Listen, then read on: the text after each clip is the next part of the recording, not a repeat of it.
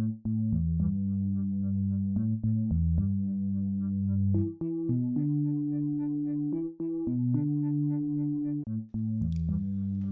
and welcome back to another episode of Drug Cultures. I'm Sky Hawthorne, this is my show. All opinions expressed here are my own, as is all the music. And as always, nothing I say on this podcast should be taken as medical advice. I am not a physician. I do not and will not recommend that anybody take any drug for any reason. All content produced here is for the purposes of education, entertainment, and occasionally harm reduction. This episode is a conversation I had with a friend of mine I've had the pleasure and the privilege of getting to know over the last year, and that is Dennis Walker from the Mycopreneur podcast. Now, if you know me, you'll know that I like to have a pretty detailed plan going into these episodes. I'm not Joe Rogan. I'm not going to invite someone on my podcast unless there's something very specific I want to talk with them about. And that is certainly the case with Dennis Walker. He's one of the most prolific writers in the psychedelic space, and he just published a very interesting piece in Lucid News about the psychedelic gray market. According to survey data, around 30 million people in the United States have used psychedelic mushrooms, with 8 million users in the last year alone. These estimates, quite likely, are still conservative, and rise quite a bit when you factor in other psychedelics like LSD, or ayahuasca. Drugs that were once deeply taboo have been thrust into the mainstream of public consciousness, with famous actors, athletes, and television personalities stepping into the limelight to speak favorably about the way these substances have impacted their lives and their health. Alongside this increased social acceptance of psychedelics, and not just acceptance, but awareness of them. I mean, how many people even knew what ketamine was 10 years ago, much less something like iboga? Alongside this acceptance and awareness of psychedelics has been this drumbeat of headlines about how they're going to revolutionize the future of medicine. Huge amounts of hype went into the Lykos MDMA for PTSD studies, for example. Likewise, I live in Oregon, and there's been a huge amount of hype about our psilocybin-assisted therapy program.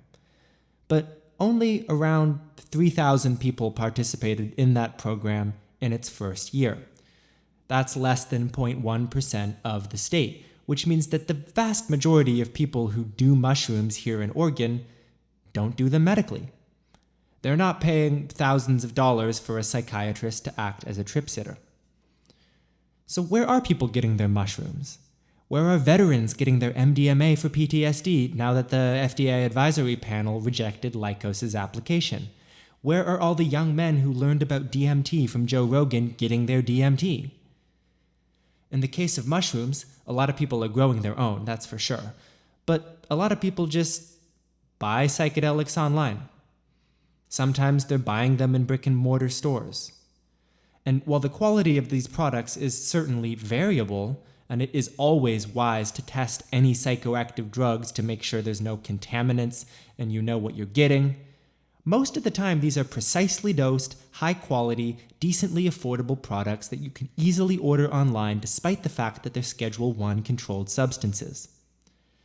And while there are more articles about the psychedelic renaissance and medicalization than one person can possibly count, Dennis Walker is one of the only people writing about this other market, the market for psychedelic consumer packaged goods, or CPGs, that seem to be having much, much more of an impact on the culture than their pharmaceutical counterparts.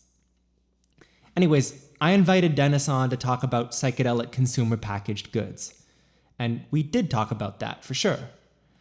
But Dennis is the actual human incarnation of the Energizer Bunny, and our conversation ended up being so much more wide-ranging than I'd planned.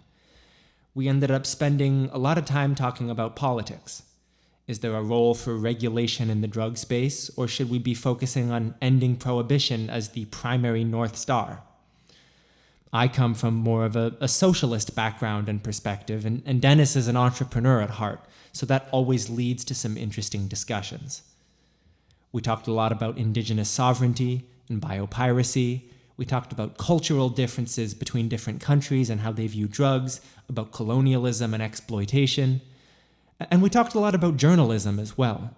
particularly weather journalists who've never taken psychedelics, trying to do objective reporting about them, might be inadvertently doing people a disservice, doing more harm than good.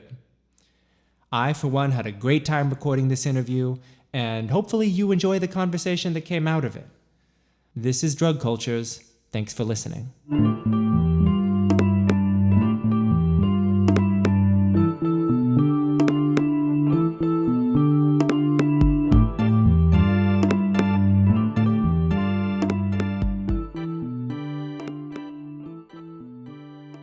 I'm so happy that Dennis Walker is here joining us at Drug Cultures.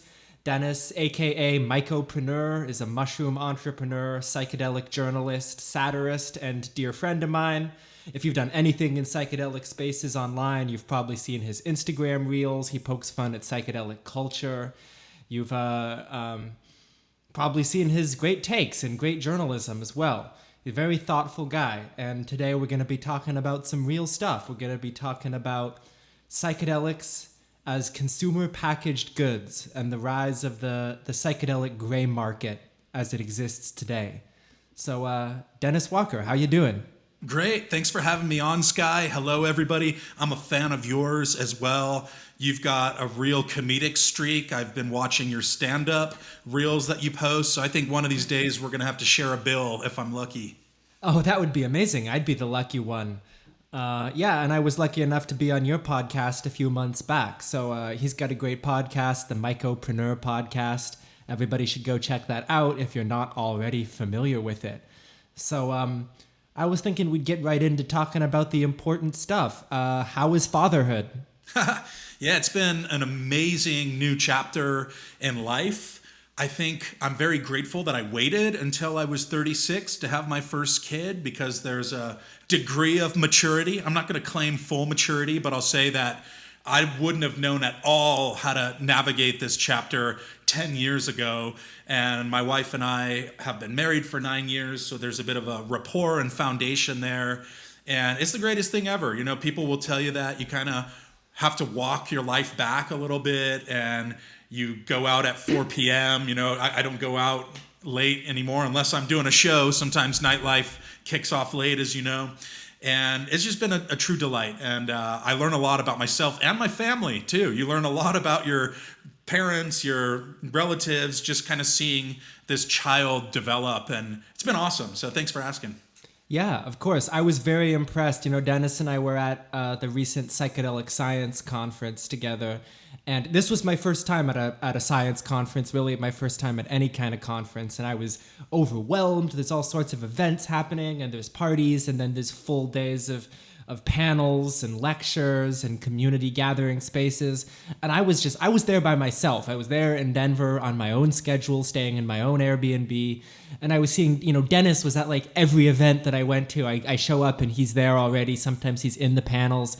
And then I find out that your wife and kid are there too. And I'm just so impressed that you were balancing that as well as the crazy, you know, conference and party schedule.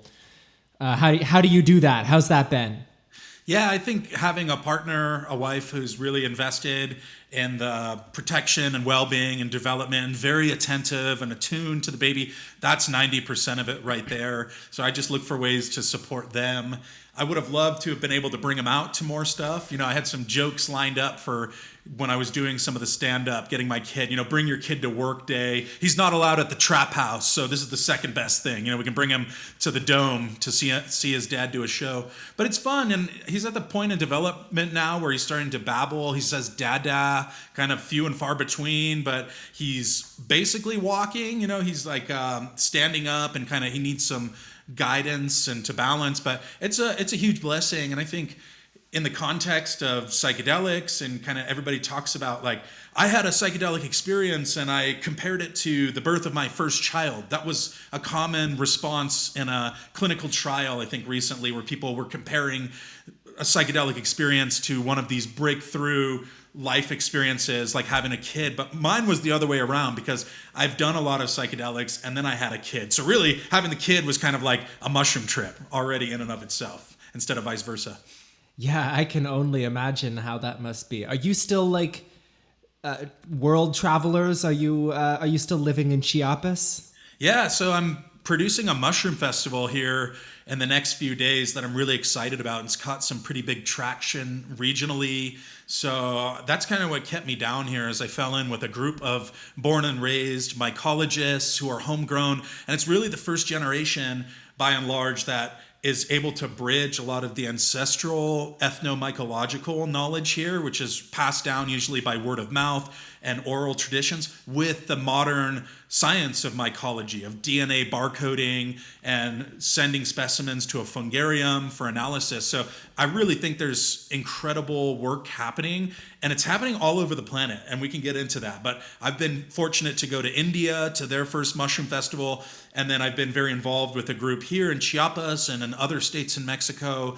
I'm headed to Uganda in November for their third mushroom festival. So there's this sort of morphic resonance, I think is one word for it, where all over the planet independently, all these different groups are kind of lining up to reclaim their indigenous and ancestral fungal knowledge, because with the accelerating rate of urbanization and development and globalization, a lot of that indigenous knowledge it kind of falls by the wayside. And what you have is you have these indigenous groups who have a rich history of fungal knowledge, both psychoactive and non-psychoactive, but it doesn't really get passed down a lot because there's actually active campaigns to discourage that. Like in Chiapas, in the Walmart, there's big signs advising people not to pick wild mushrooms.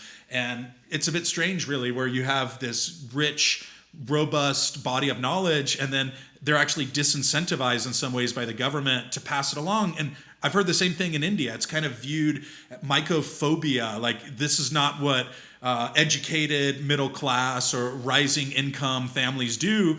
They're on TikTok and watching Champions League soccer. Knowledge of mushrooms in the forest is the backwards indigenous ways. And that's an oversimplification, but it seems to happen. So just today, I actually have a group here of some colleagues that came from the States, and we went to an open air market, and it's the first time I haven't seen the vendors selling baskets of wild mushrooms during the rainy season. And that's been an issue all over the state, honestly, is like dwindling numbers of vendors of these mushrooms because the demand is going down as well. So we're really trying to reverse that trend. And it's not just about the mushrooms, it's a kind of a linchpin or a focal point for broader environmental conservation, connection with your heritage. And that's something I think we lost long ago in most pockets of the US, but it's still alive in a lot of more remote, less developed places around the world. Yeah, I mean, I think it's really cool seeing this sort of bridge between indigenous traditions that have often used psychoactive substances for hundreds of years, millennia, maybe since pre-recorded history, and then this modern sort of Western scientific perspective that used to shun these plants, these medicines, these traditions, and are now interested in applying their analytical tools to studying the topic. Like I recently listened to a podcast interview with Cullen Clark. You know I love him. He's great. You know Shout Cullen. out. He's a friend of yours, isn't he? Oh yeah. Yeah, he's a white South African guy who they had for the longest time. Obviously, the white South Africans had this very domineering and exploitative relationship with their black population and then also their indigenous population in general. And now you see scientists like Cullen who are trying to approach indigenous traditions, including the potential role of psilocybin mushrooms with a much more open-minded and curious but still scientific perspective. So I think that's all very cool. And I think the work you're doing is really cool. You'll have to tell me how Uganda is, how India is.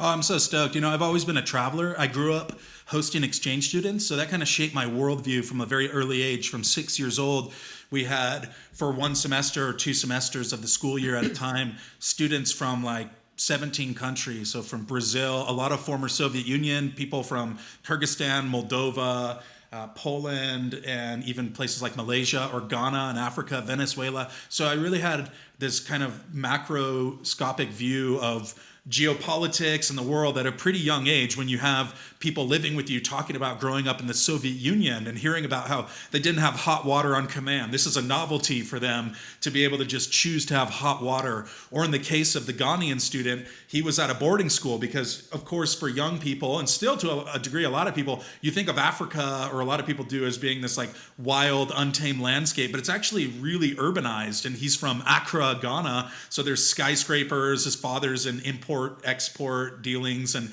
so he went to a private boarding school, and as a ritual, I guess, for the underclassmen, they would actually get whipped by the upperclassmen. So he had scars from whips on his back. So just kind of hearing about how the world was outside of the United States. And this was in the mid 90s, which I kind of think the US peaked in the 90s. Like that's when things seemed to be going as good as they possibly could be, at least for we a fair just amount of won people. the Cold War, and yeah, it was the life 90s was good. There was, I mean, and I was a kid, so there's obviously that. But it just feels like a totally different country these days to me. So now I've been privileged to kind of travel and visit a lot of these students. I've kept in contact, and especially as I got older, I started to recognize the value of having this global network. So really, that was kind of the launch pad. And then when I discovered mushrooms, psychedelics, etc., that was really my entree into the world of mind-altering molecules. And I'm also someone who's interested in a lot of different drugs and interested in drug cultures, much like yourself. I started seeing people using different plants, different synthetic molecules all over the planet. And it's still so interesting how what's socially acceptable in one culture is just abhorred in another culture. Like if you go to Berlin, amphetamines are very common. You go out clubbing and they're like, Berlin here's a bag speed of paste. Here's meth. And you're like, the first time it's like, what are you talking about? They're like, here's some GHB. And then same thing in North Korea. Like apparently they love meth over there. But then you come to the States and it's just like, garlic and keep them meth vampires away. We have to be very cautious about what we put in our body. We only do ketamine. That's a rising tide recently too. So yeah, I've always been really interested in kind of the ethnomycological traditions, and as kind of the focal point of the podcast of Mycopreneur is mushrooms that get you high and have you get visions. That's one type of mushroom. There's so many different applications. And what I really see the broader potential of mushrooms to do is to create this decentralized community, essentially, where it's a little pie in the sky, but like if you really wanted to invest in this technology and learn about it, you could produce most of what you need for a city within 100 kilometers of the city. You can grow food, you can grow materials. There's people doing prefab housing. You can grow mycelium composite. And I think as we start to scale these and more people are doing them, that it really does help the bottom of the totem pole of the like social hierarchy. There are people who can, and like for example, in refugee camps, there have been quite a few NGOs who are teaching people how to grow mushrooms. So instead of having to rely on international aid, you can grow mushrooms very, very cheaply using inputs that are mainly agricultural waste. So hay or like animal feces. There's companies turning animal feces into literal gold. They're running 6-figure businesses where they're scooping up exotic poop, sterilizing it, and selling it as substrate. And kind of once you start pulling on that thread, you see a million different applications. So then for places like Uganda, India, there's a lot of roadside vendors, or here in Mexico, fewer now because the demand's less, but hopefully there's a rising tide, more people will do it, where it creates these sustainable microeconomies for people where they can go out, they know what kind of mushroom to look for, and the only skill you have to have is to be able to forage, go out into the mountains, identify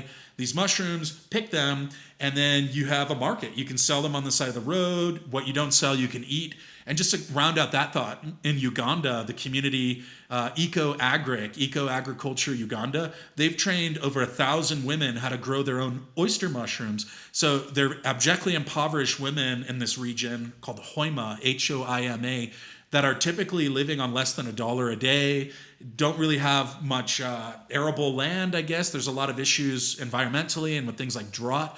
And then mushroom farmers have come in and taught the art and the craft of growing mushrooms. And Josephine, who's my point of contact, and for a lot of people in that region who educates a lot of women about mushrooms, she actually just got an order this week for 20 tons per week of oyster mushroom, 40,000 pounds of oyster mushroom. And she can't even fulfill it because there's import export, so they're exporting some. There's hotel chains, restaurants. So I think that's kind of what a lot of people are trying to do right now is spread this vision of being a little bit more sustainable as the cost of food goes up, as the cost of everything goes up. Wouldn't it just be so beautiful if there's this resource that anybody can tap into where all of a sudden you can mitigate food scarcity, you could even grow your own shelter, and there are people doing this, materials, etc. So that's kind of my antidote to the whole insane inflation and hierarchy out in the world. Is like, what if we decentralize a little bit, learn how to grow some of our own medicine and food, and educate people about that? And at the very least, it's a noble pursuit, I think. Oh, I 100% agree. I was literally just about to use that exact phrase. I also was thinking, like, that is kind of the libertarian utopia, right? The vision of the libertarian utopia where you have this world where people aren't locked out of markets and the ability to, create wealth for themselves, where people are able to do something with fairly low input cost and really create value out of that. And you see a little bit of that with the psychedelic space that I want to talk to you about today. And Dennis, I invited you on the podcast because you just had this piece in Lucid News. Sorry, my voice is sounding a little bit all over the place. I think I don't know, sore throat. Anyway, you had this piece in Lucid News that I thought was really interesting recently about the psychedelic gray market. And particularly the point that I heard you making that I want to talk about is that a lot of the psychedelic media and the media coverage of psychedelics pertains to these big medical breakthroughs. Compass Pathways announces $2 billion pilot program into XYZ, psilocybin analogs, 5-MeO-DMT analogs, whatever. There's a million headlines about this, but most people who are doing psychedelics aren't actually getting these medical grade psychedelics from pharmaceutical companies. And most people who are doing business in psychedelics, trying to make a living for themselves, either here in the United States or around the world, they're not pharma companies. They're not CEOs or doctors or whatever. They're these growing small business environment that's kind of connected to the legacy market, the black market that used to entirely be underground and now is sort of bubbling up to the surface and really proliferating to meet the demand. So Dennis, tell me a little bit about the article you wrote for Lucid News and just what you've observed in this space in general. Yeah, thanks for asking. My voice, there goes my voice. Okay, so Lucid News, shout out Lucid for first and foremost. They really gave me a big break in my journalism career, if you could call it that, where I was at a psychedelic trade show essentially called Wonderland that happened. It was this huge conference in Miami that was kind of at the peak of this hype bubble around psychedelics in 2022, 2023. So I went out there, and Lucid News editor and founder, who unfortunately passed away last year, Ken Jordan, asked me if I would cover the conference since they didn't have anyone there. And I thought, this is great.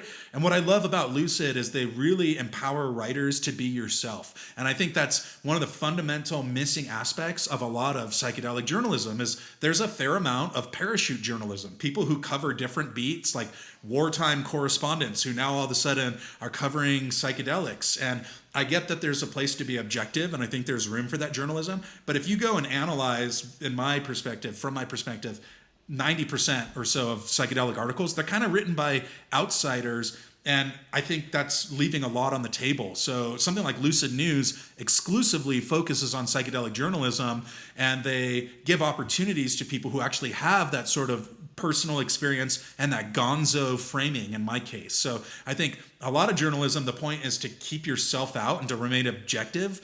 But with gonzo journalism and psychedelics in particular, I think people really want to hear your perspectives. They want to hear about your experiences, or at least maybe I'm tooting my own horn a bit here. So anyways, I had a good track record with them going back 3 or 4 years. And they kind of went through some restructuring recently. I saw the editor there in Denver at the MAPS conference, and we started talking again. And I had mentioned there's this huge legacy market, which everybody is familiar with, but they want to pretend it doesn't exist. Like South by Southwest, pretty huge conference. I've been fortunate to speak at it twice. And in 2024, I was on a panel called Psychedelic Entrepreneurship and the Underground Economy. And that's really when I started to sink my teeth into all of these different products that were emerging. Yet there was no trace of these publicly, like not a single article that I had found that ever talked about this market that is here, that is now, etc. And at that South by Southwest 2024 panel, I started by asking, hey, everybody in the room, I just want to see, we're in a safe space here. I know a lot of you. How many people here have tried psilocybin mushrooms before? Every single hand in the room went up. I kid you not, probably 300, 400 people. It was a packed room.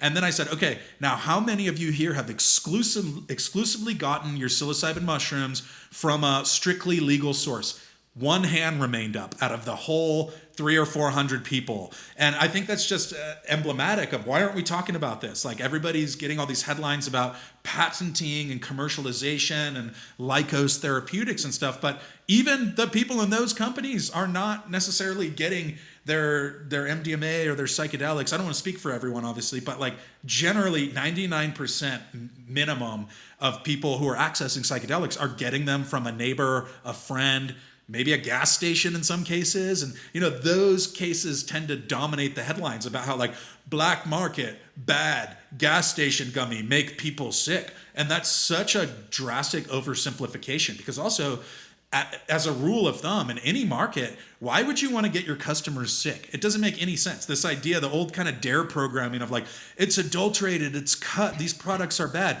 That is like business 101, that you don't do that you actually create good products. And then there's a saying that you can shear a sheep many times in business. You can only kill it once. So like, why would you want to have this product and then people get sick or whatever? Like that is the exception to the rule. The rule, as a matter of fact, in many cases that these products are awesome. And of course, I'm, as a general disclaimer, this is not the official perspective of the Drug Cultures podcast, and none of this should be taken as medical advice. Yeah, exactly. You got to have the disclaimer. But again, so part of what I've tried to do, and like with this article, is to educate people about this market a little bit, because it really is all over the place, because there's not a lot of journalism or publicity or things around that. So there's a lot of nuance. There's a lot of awesome products, and then of course there's a lot of sketchy products too. There's, because it's underground and it's not regulated, then all the time it happens where people will put up fake sites. So you'll see these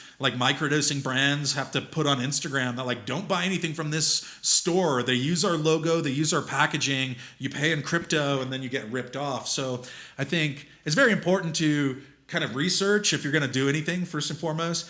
I'm always a proponent of, well, you could grow your own mushrooms if you really want to. You should get educated. You shouldn't just blindly go online and order stuff. But at the same time, there are great brands out there as well. There are brands that are safe, that are tested, that are self-regulated. And going back to this kind of libertarian utopia vision I think you mentioned, that's kind of the idea, is that it's your consciousness, it's your body. If you want to take this, at least get something safe. I think there's a difference in, as far as authorities' wavelengths about like personal use versus commercialization. And there seems to be non-enforcement happening right now. I'm sure that some enforcement is happening, but the demand is huge. So that's the last bit I'll say here, is that like with most markets, like consumers are setting the price and the demand. So if you have politicians and people like, even, what was her name? Casey Means or Callie Means, whoever was being considered for the top like Surgeon General position and under the HHS, she's openly advocating for mushrooms, saying that she had connected with a tree and felt this sense of connection and empathy with a tree, which of course gets spun in the pundit circle into being, this woman's batshit insane. But it's like, I think we could probably use more politicians who want to go hug a tree, and whatever you want to call it. If it's woo-woo, the fact that they're actually appreciating and embracing nature instead of trying to privatize and resource mine and strip mine it, like I think we need more people. But yeah, like people, if you go on TikTok, you go on any of these platforms, you can see how robust this market is. Like people everywhere are specifically into mushrooms, and I think there's more coming. You start one place, and then you start to find out, oh, what is this? What is that? What is mescaline? What is LSD? So, but I think that mushrooms are kind of at the center of a lot of these because they're so easy to produce. Honestly, like how many people are out there making their own LSD? I'm sure there's some people. There's way more people who have figured out how to grow mushrooms and share that knowledge. Super low cost, super impactful. And it doesn't come from the top down. It comes from a neighbor or a friend or someone in the community saying, I started microdosing and I had this great experience, or I did a mushroom ceremony and it was really impactful for me. That's how all of this is proliferating. It's not coming from the top down. It's happening in spite of prohibition. Well, yeah, I think that's a beautiful thing. And I think in much the same way that mushrooms themselves sometimes grow in these disturbed, rugged environments, so too it seems like psilocybin mushrooms as a cultural phenomenon seem to be like growing out of the disturbed environment of prohibition. It's like they're easy to grow, they're difficult to regulate. You clamp down, and then in the corners, in the little median areas, you have the continued spread of these amazing substances, these incredible fungi. You sort of touched on it earlier, but you were talking a little bit about the danger of someone, having to say, hey, don't buy these products. This is a scammer using our packaging. You mentioned in either the article you wrote for Lucid News or another article I saw you wrote for Reality Sandwich about a similar topic. Can't remember which one, but you were writing about how regulation might not even necessarily be super necessary when it comes to these products. And I'm going to maybe put you on the defensive a little bit here, ask you to elaborate your perspective, because how do you control for the presence of bad actors in the supply chain who are just trying to make a quick buck using packaging for a legitimate product that you can nonetheless buy online on some website in bulk, and then sell your shitty research chemicals and pretend it's mushrooms or whatever? How do you prevent that from happening, especially in a low information environment where people maybe don't know a lot about psychedelics? Maybe they don't have somebody in their life who openly uses them. How do you keep people safe in this sort of gray market environment? And how do you stop things happening like what happened with diamond shrooms? Maybe you can talk a little bit about what happened with diamond shrooms, and then, your contention about how that is maybe more the exception and then not the rule. Yeah, totally. So the diamond shrooms case is kind of the worst case scenario in some ways for what people point to when they think about the underground being dangerous and illicit and things like that. And it is a company that had a proprietary mushroom blend. That's the language that producers will use, which I think is kind of legally defensible because they're not outrightly saying what's on the packaging. And I don't know enough about how the inside of some of these businesses are run to say what's legally defensible and what's not, other than to say that the Analog Act, I think, has less potential repercussions than a Schedule I substance. So that's where one of the reasons I think these research chemicals are being labeled as mushrooms is also, I don't want to put it out there that they're shitty research chemicals. I think what's shitty is when people are kind of mislabeling or misrepresenting what's in the product. But it's shitty to be dishonest. It's not necessarily the shitty. Chemicals themselves are fairly safe as far as I understand. Obviously, they don't have the long tail data like mushrooms have, which have been used for thousands of years, but they're Shulgin chemicals generally, like 4-ACO-DMT, 4-HO-MET, etc.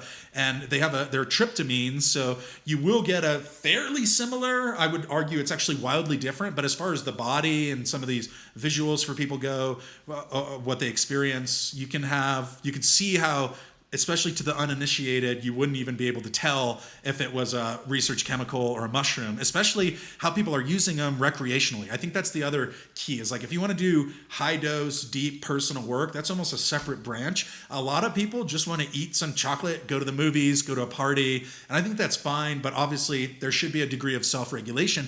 There are organizations, and you say, how do you keep people safe and consumers safe? There's a couple organizations that have emerged. One is Silo Safe, I like to shout out, and Joe, who runs that.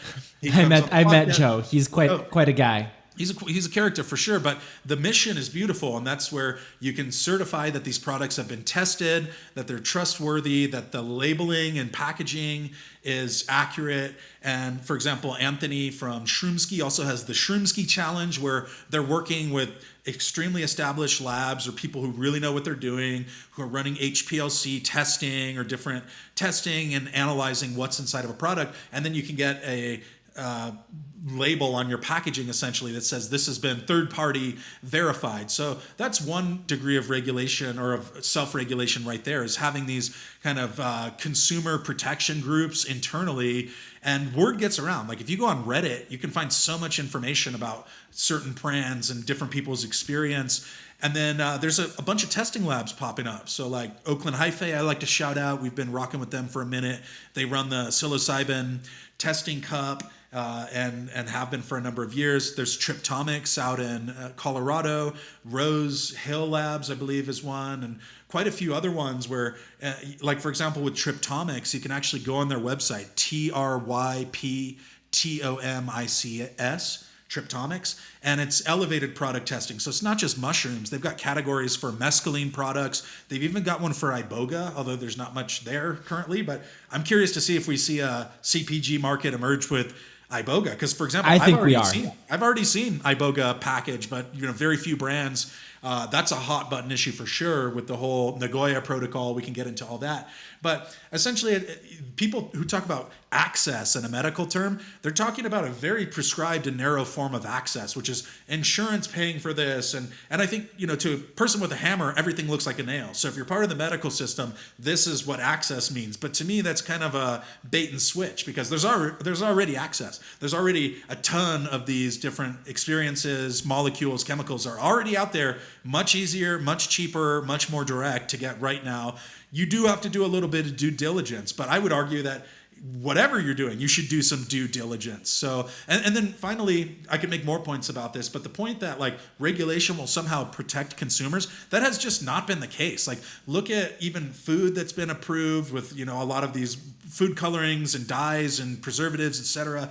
And then with cannabis, like there's all kinds of labs that are cutting corners, giving people false COAs. So there've been a huge amount of cannabis recalled. So even though it's regulated technically, they still have a lot of the same problems that the underground have. But I think when you do regulate things, one of the unintended consequences is the overhead gets so high that it actually incentivizes people to cut corners to protect their bottom line. So if you're like let's just hypothetically say you're opening a mushroom operation in Oregon, all of a sudden to do it by the book, you've got insurance costs and regulator fees, and you've got to have therapists on hand. Like your costs mount real quick, and then there's no real demand for that. There's been something like, I don't know, I don't want to say the wrong figure, but let's say it's been drastically more facilitators and purveyors that have opened than demand actually allows for.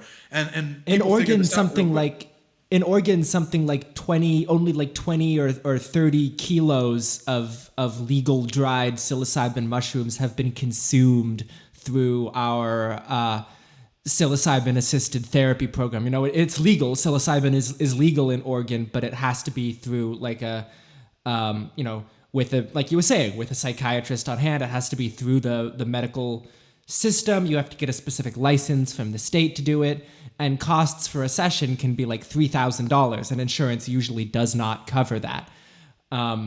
So it's a challenge. It's really a challenge, and I very much hear what you're saying. And I will add to that and say that my ideal world, you have a legal framework. You have legal use of, approved products that don't have to be approved through this like medical framework. You don't have to have a psychiatrist on hand. Not everybody wants to take their mushrooms that way.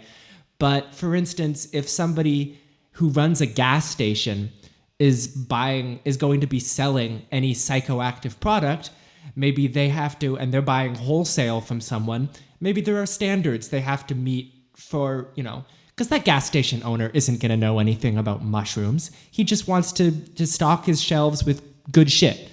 And I think that there really has to be an environment where if he's going to be buying from someone, you can't have any system where he can get scammed by a fake psychedelic distributor, who can make a quick buck selling a massive amount of wholesale substances that are falsely advertised, or maybe they say they're Amanita muscaria, but they're actually for ACO DMT. Who knows? That's just, if you ask me, that's a recipe for disaster. Yeah, I think because of prohibition, and I know you're kind of on this wavelength, it actually exacerbates a lot of the issues of drug production and consumption. So I believe in regulation. I don't know the best way to do it. I've kind of ping-ponged around. I don't think anybody does. And for example, I believe in social clubs. I think that's where I've ideologically camped myself. And it's kind of how the underground functions is you know somebody who knows somebody. It's not rocket science to figure out where to get a lot of these products. Like just go to a conference, a rave, a party, start making friends.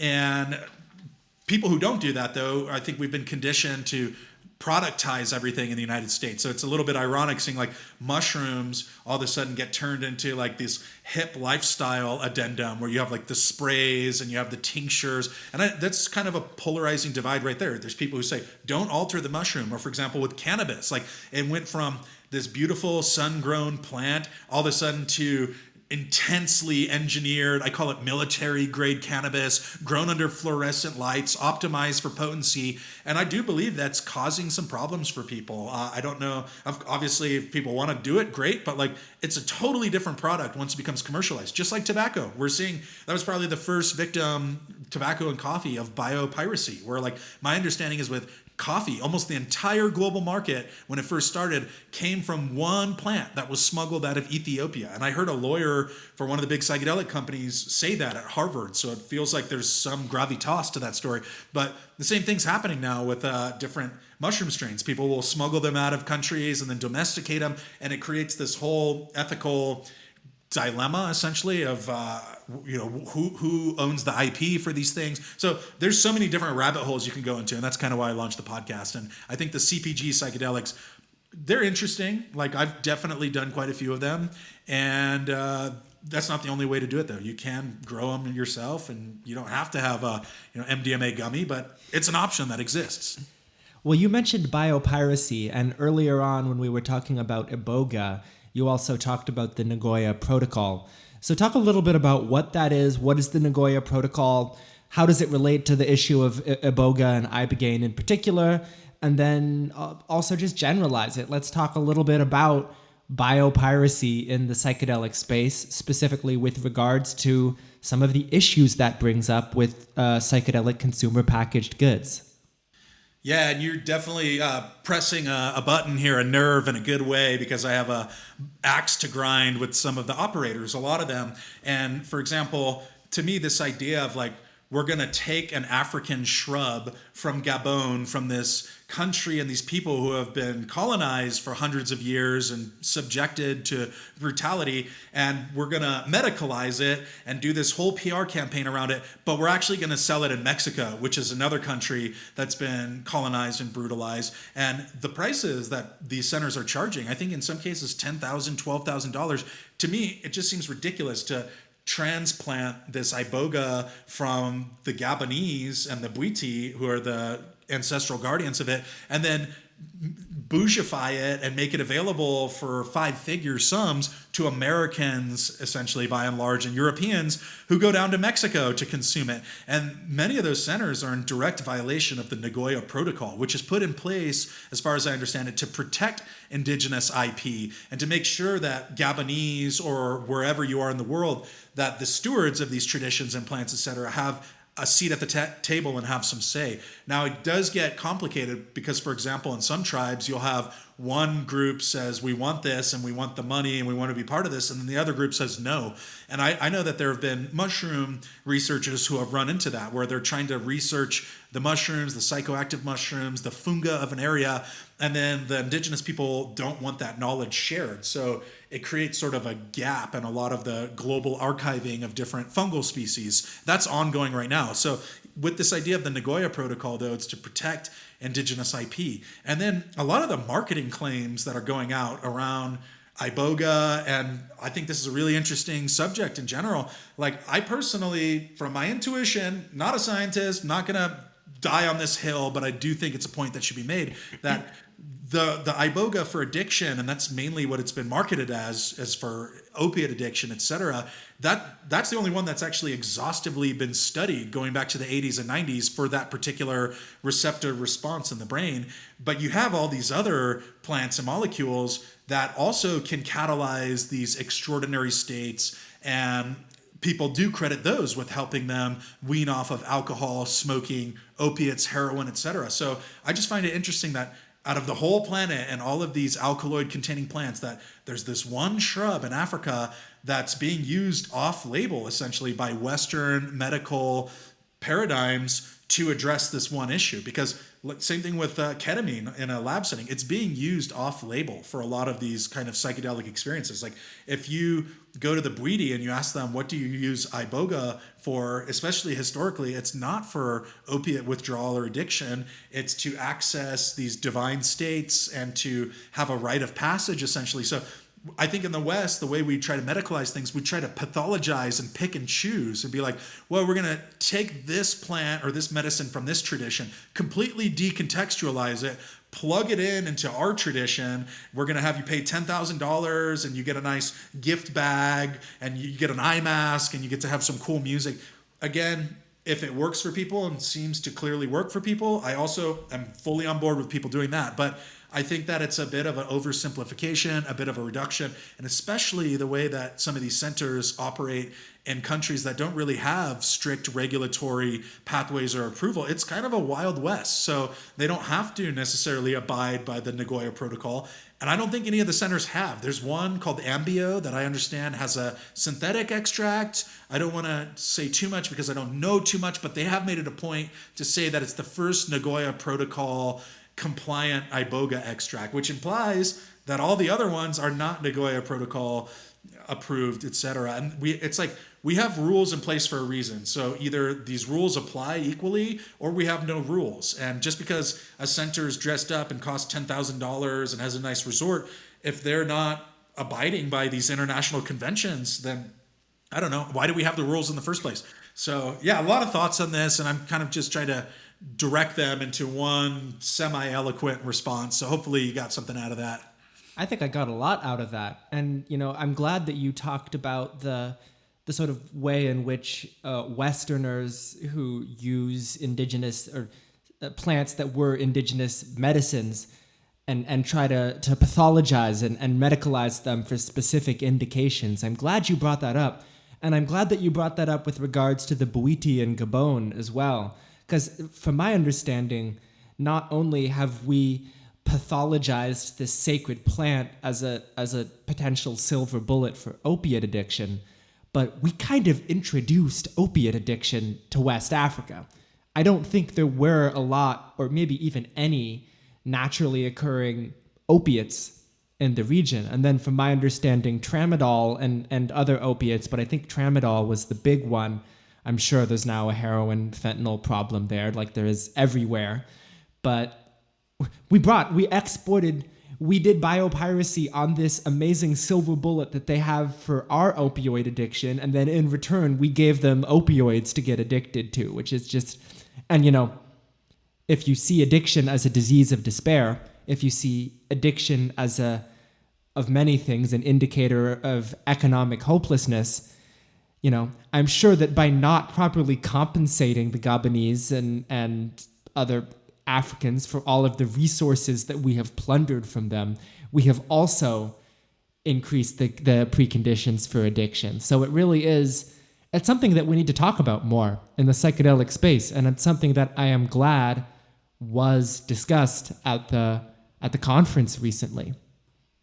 Yeah, and I also want to grind my axe a little bit, since I have the platform at the moment, with this kind of new class of like psychedelic entrepreneurs, psychedelic journalists, psychedelic business people, where it seems like once psychedelics became this catchphrase and the buzz around them and the amplification in the media, there's essentially been this influx of people who really have no background with personal psychedelic experience or even studying or reading about it, essentially just trying to kind of parrot what other people are saying. I've seen this a lot where you'll see people post online, but the posts essentially will just say like, psychedelics just got approved in Germany for medical use. Let's go. And you'd be like, hey, what does that actually mean? And my understanding with psychedelics was they're an opportunity to really be reflective, to kind of sharpen your thinking critically, to have this internal experience where you can illuminate and really think critically about subject matter. And it seems like all those skills are falling by the wayside, and what's replacing them is this cycle of hype again, of people just saying like, microdosing is just so good for you. And you'll see like this, there was this analogy, I think maybe Pollan made it, about like the ski tracks where your brain becomes habituated, and it's like you're going through the same ski slope and making tracks, and with psilocybin it actually erases those tracks. And you would just see that same sentiment blasted everywhere, all over TikTok, all over microdosing coaches. And I've been a student of a lot of these kind of psychedelic substances and the 60s and before that. And it feels like if you go up and ask people, like, do you know who Jonathan Ott is? They have no idea. You're like, you ever read any of Ott's work? Or have you ever gone back and read like the Harvard divinatory studies, or even before then, or read about the indigenous use? And it feels like we're at this point where psychedelics really have become a commodity. They've become a buzzword, and they've become an industry for a lot of people and a career.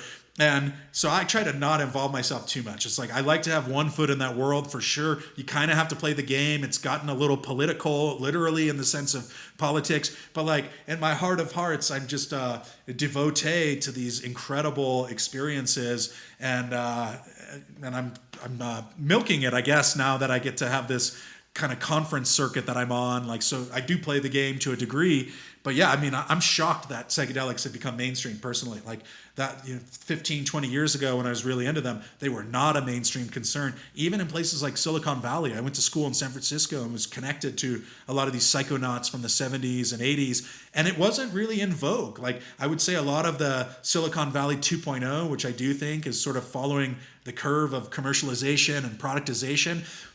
A lot of the original architects, I think, of psychedelics and the culture underground, and also with the computer, there was a lot of synergies happening there, a lot of experimentation. And now it's just become a cash cow, and you essentially have like SaaS platforms. You're like, what do you actually do? And like, we're trying to shave 5 seconds off a fast food wait time. That's what we're going to put our $1 billion IPO and our team of geniuses in. So I kind of think we've gotten there as a culture, and really the only move left is to satirize it, which is sort of where I've found my little pot of gold at the end of the rainbow, I guess. No, I love that you do psychedelic satire, because somebody needs to pop these people's balloons a little bit. The people who get too big for their britches and either see psychedelics as this tool to make a quick buck for themselves without actually understanding what they're doing.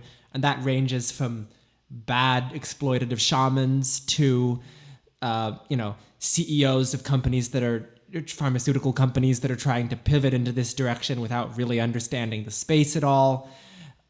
Somebody needs to pop those people's balloons, but also somebody needs to pop the balloons of people who think that psychedelics are this panacea for social ills. And that's been a big crusade of mine, is that you can't let a powerful mind-altering drug just be your politics or your morality. You have to figure out, what do I actually believe?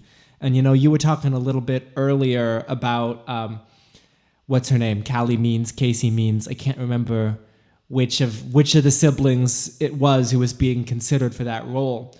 But you have all these people now in the top echelon of the Trump government who, I think that you have a diverse audience politically. I think actually I have a diverse audience politically. I think I have a few Trump supporters in my active audience. But I think that if you're in government and if you're okay with what the Trump administration is doing right now, my personal opinion is that the psychedelics didn't work. That, or they did work, and you have shitty beliefs. What else is there to say? So I think somebody does need to pop the bubble of belief that these molecules are just going to do all the work for you. And so I'm really glad that you're out there doing that. Oh, I love doing it. And if you ever have an idea, send it my way. And we should probably collaborate on some of this at some point because there's just so much low hanging fruit. But I think that's one of the other angles where the social club really comes into value for a lot of people. Because what are people looking for when you have a drug experience? A lot of time it's maybe some escapism because we do live in a pretty gnarly scenario for a lot of people. But a lot of times people are looking for connection, fun, something to dull or take the edge off the monotony. I guess the opposite, excite themselves. And you can find that in community a lot. So like for a lot of things, like eating a mushroom or tripping by yourself, there's value to that for some people. I say start low and go slow.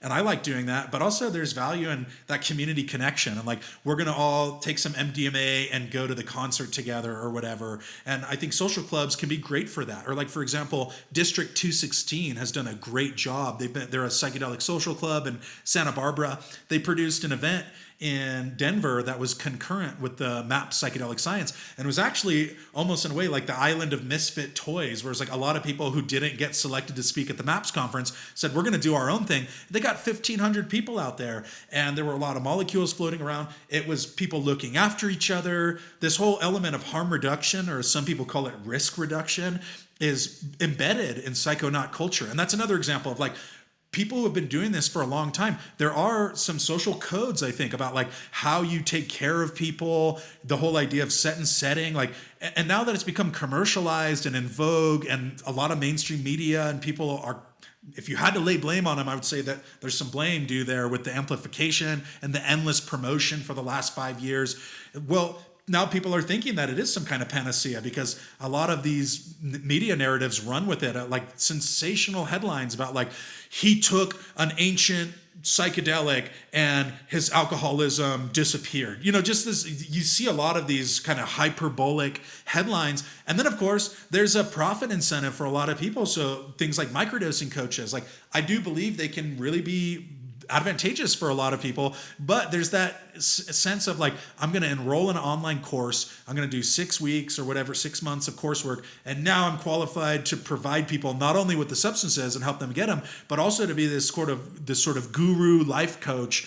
And you look at a lot of traditional societies and there's usually one healer in a group or like a, very prescribed role, and they often inherit this. It's something that from birth they're known, this person displays exemplary characteristics, or they were hit by lightning, or they're epileptic. There's all kinds of ways that different tribes would select people. And obviously we've changed a lot as a society, so I don't think that's even fair to compare. This is how the tribes did it. But I know for sure it's a slippery slope to think we can expedite these things and that we can create this class of medicine servers. Maybe you can learn a little bit, but I question that. I've never personally advertised those services. I've got people who want to hit me up about microdosing protocols and all that. And I'm usually like, here's some different research you can do. But the social club, I think, is where I've camped myself, where you have a sense of belonging. And just like with the psychonaut culture I was mentioning, you don't want your friends to get hurt. Like, you want them. I've had people who are good friends who freaked out because we took a dose and we were out in public and something happened. And you can usually, as a friend, you can help talk them down. You can get a sweater, have them drink a cold beverage or something and chill out. Tell them not to call their dad or their mom right now. You should probably wait till you're done tripping before calling them and telling them this revelation you had. Things like that are built into traditional psychonaut culture. So I think now that there's this push to like individualize and clinicalize, it kind of misses the whole point. Like, how are you going to reduce the mental burden and enhance your mental health by going into a clinic with a stranger and doing a synthetic molecule? Like, so much of the value that people get out of these is because they have this connection with their friends, they're hugging, they're crying, and we need to kind of build and foster the infrastructure for that. And a lot of people have. So that's where the social club comes in. Yeah, I'm so grateful that you said that, because I think that is a huge thing that's a motivating factor for me for doing this podcast, is that the most interesting stories are social and cultural stories. It's not just a story about the molecule. It's not just a story about a scientific breakthrough. It's a story about how groups of people choose to live their lives and the role that these molecules and these plants play within that. And I found there's just infinitely many stories to tell when you look at the world through that framework. And, it's one that reflects my personal experience as well. The point of this show is not really me talking about my own drug experiences. That's never been the point of this show. But some people can take a psychedelic and just not have a particularly important experience at all. That has happened to me at some points. But when I have seen people have big revelations and breakthroughs, it has been in the context of being in a social setting and being in a group setting. I was present when someone had an acid revelation where they realized their trauma about being Jewish and not having processed having family members who died in the Holocaust, and seeing that come up for them, and that was really moving to watch. And I know at the time it was a bad experience for them, and then I think they probably gained something from that. And you can't necessarily get that same experience if you're doing it alone, if you don't have a group of friends you trust to help you process the stuff as it's coming up.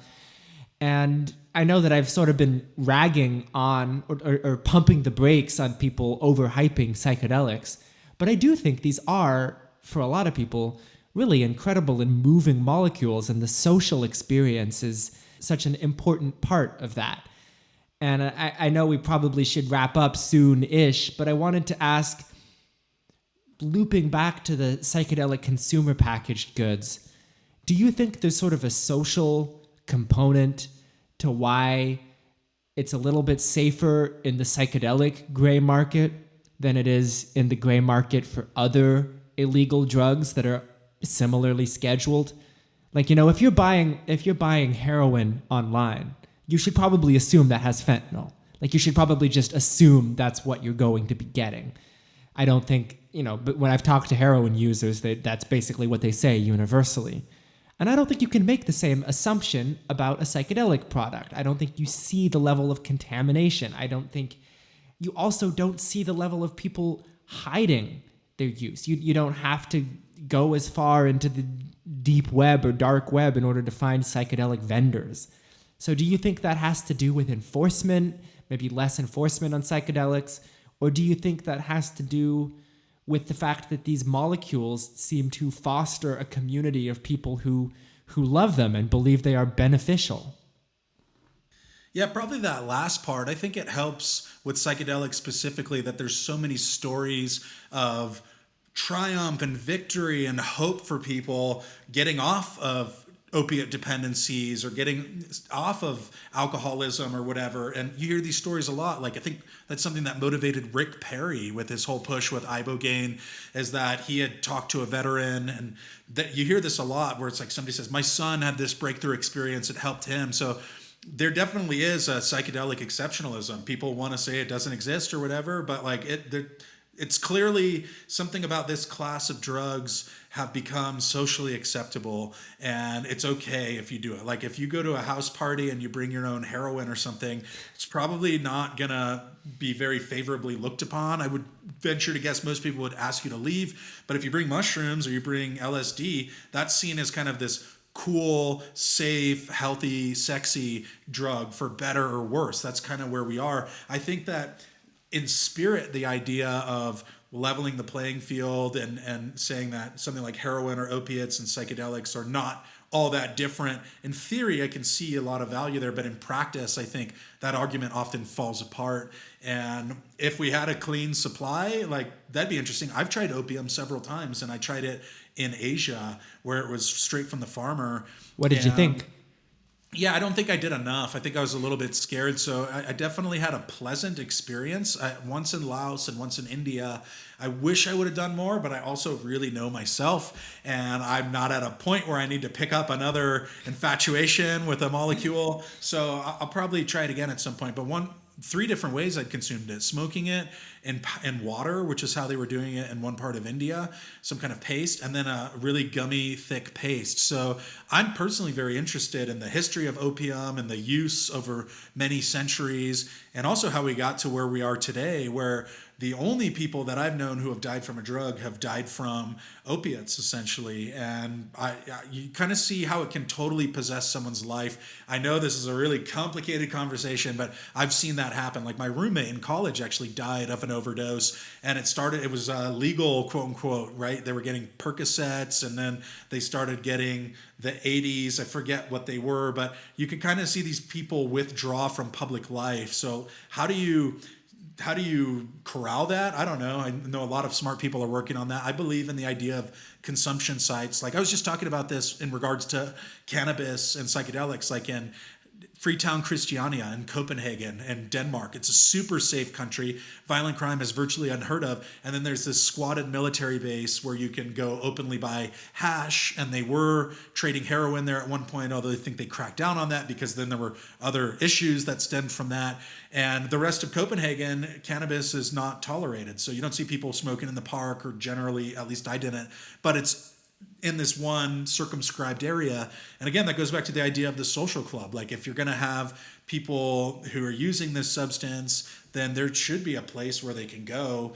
And that's something under this current administration, I don't see that happening. I don't personally see rescheduling or any of these things happening in the near future. Maybe they will be, but even then, how will that actually affect people on the ground? Because this whole idea of like legalizing, especially medically, like Germany just did, they're expected to serve 50 patients in the first year of that program. Laughable. And like mushrooms are huge in Germany. You go to Berlin, they're everywhere. So again, I think it comes back to there's the political reality, and that's what you're going to see in the headlines, and they're definitely going to push that agenda. But then just because we have this quote victory, and maybe it is a small victory and we should celebrate it, the reality of the situation is that people are getting these products from the underground, from the legacy market. And to tie that back into like these other drugs like meth, heroin, etc., I just don't see those being a big market in the United States. At this rate, maybe they will be. Like it's kind of anyone's guess. But I think, as you said earlier, that really what's happening with mushrooms is I do think there's an intelligence behind mushrooms and behind nature.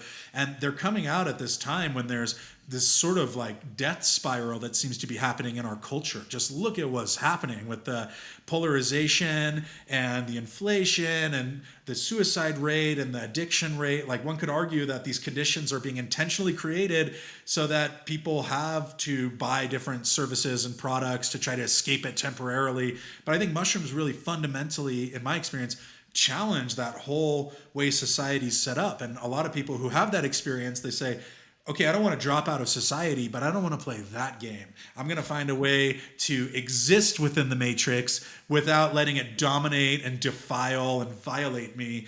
And then that's where you get a lot of these kind of free thinkers. And I have benefited a lot from that. I saw the way things were going like 10 years ago, and that's really when I upped my entrepreneurial acumen. It wasn't because I wanted to sell an app for $3 million. It's because I wanted a lot more freedom and liberty with my schedule and my time and my mind. The idea of drug testing is ridiculous to me. Like the military just announced that they're going to start testing for psilocin. And it's like, I don't know, man, talk about showing people that they're your property. Like you can do this, you can drink as much as you want, but you better not be taking any of those mushrooms. We need you ready to fight. So probably barking up the wrong tree here. But CPGs for meth, heroin, etc., I could potentially see that in like the 2030s. I know there's been conversation around like legalizing cocaine. It sounds ridiculous on the surface to a lot of people, but also there's been some valiant and valid efforts to push for that. Like the president of Colombia has advocated for legalization. I've actually seen a pitch deck for a company that wants to do legal cocaine that has the resources and the capital and the scientists behind them where they could actually do this. And it makes a lot of sense to regulate drug markets. The president of Colombia is so cool. He's this crazy Gustavo Petro. He's this crazy guy, and he was talking about how I say crazy in a positive way. And he was talking about how cocaine should be treated no differently than a fifth of whiskey or whatever. And I'm like, I agree with that. They're both dangerous. They both can feel good. I mean, I've never tried cocaine. I've had some great experiences with whiskey. I assume cocaine is similarly great. So I don't know. I think it makes a lot of sense, and it certainly would prevent the exploitation of some of the coca farmers in Colombia. So I understand why he's advocating for that. And I think if that were to happen on some level, I think Switzerland has also discussed it if they haven't already legalized it in some capacity. But that would be one example of jumping from these, okay, this drug is good and that drug is bad. I think cocaine is generally considered a soft, hard drug by a lot of people. It's like it's a hard drug, but a lot of people do it, and a lot of functioning, let's say, people do it, because ultimately I think why a lot of the drugs are illegal is it scares the establishment. You need to have worker drones, right? You can't have people off there scheming up their own businesses and living super loud. Like, I do think there's a degree of wanting to keep people in line, and things like tobacco and caffeine and alcohol, they work really well with capitalism. Drink more, smoke, go outside. Like in New Zealand, I worked at a factory for 5 months, 4 months. They had smoko. It's like a smoke break. It's so ingrained in the culture that's like you stop working on the factory line, you go outside for a smoke break. And like that kind of happens everywhere. So when you start talking about some of these other substances, like if people are nodding off all day, does that make them a good worker?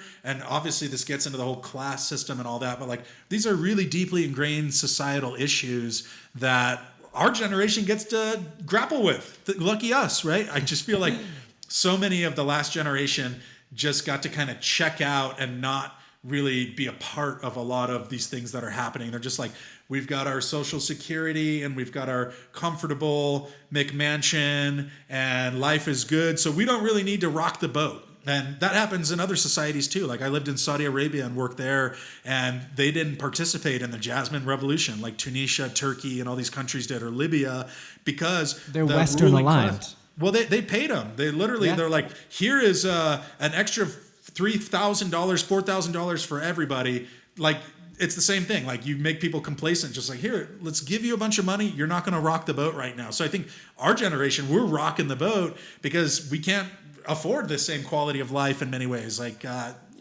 not going to complain about it. We have a good quality of life at large, but I'd say we are definitely inheriting a lot of systemic issues that previous generations just didn't even want to tussle with and still don't.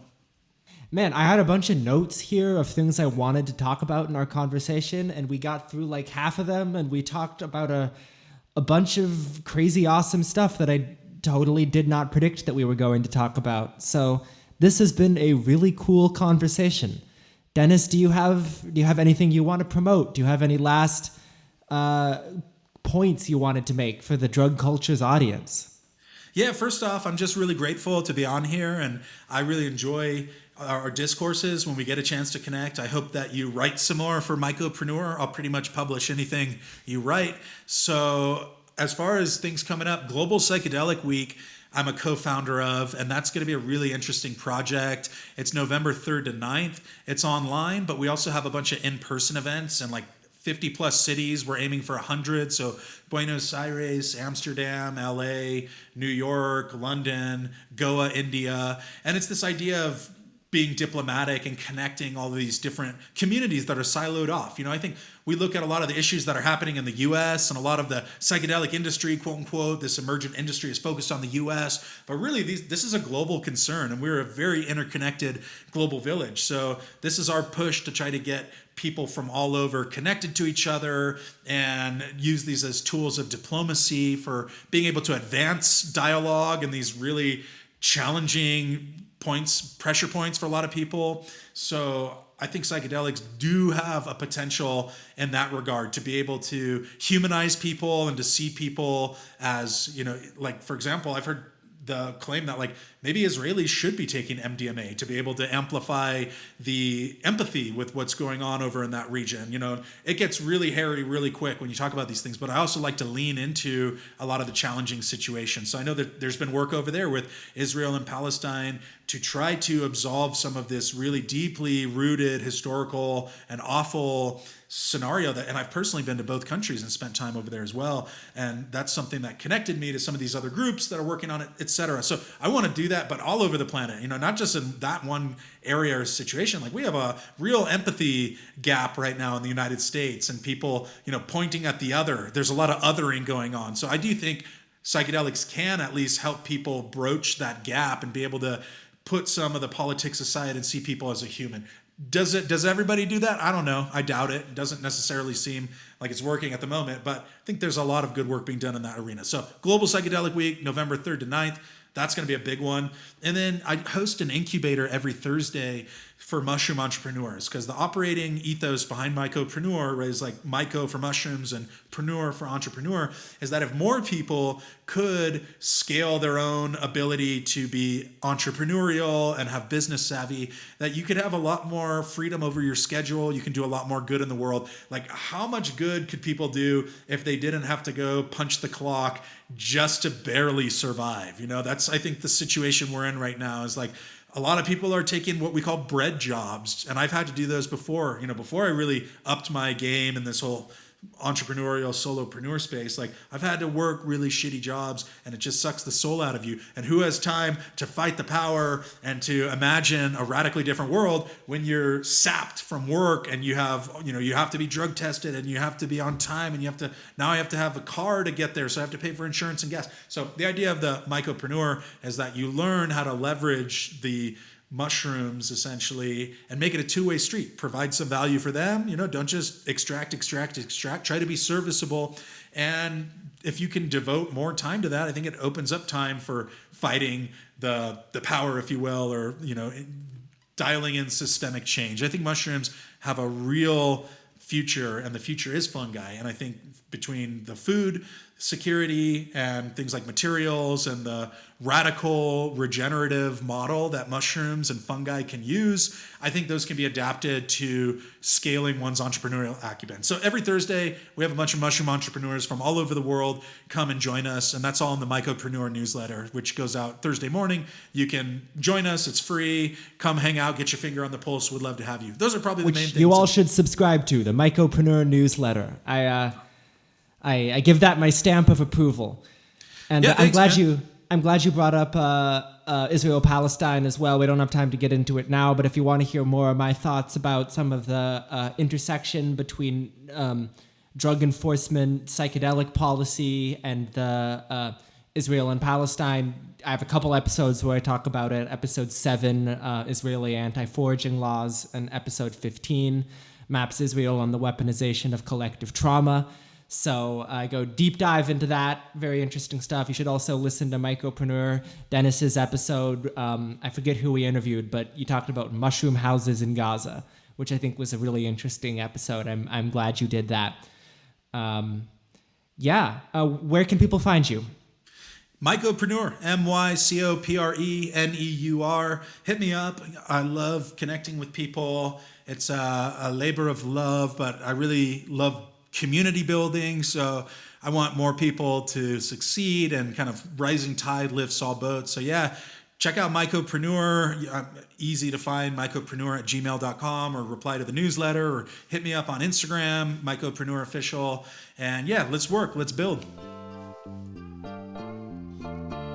And that was our show.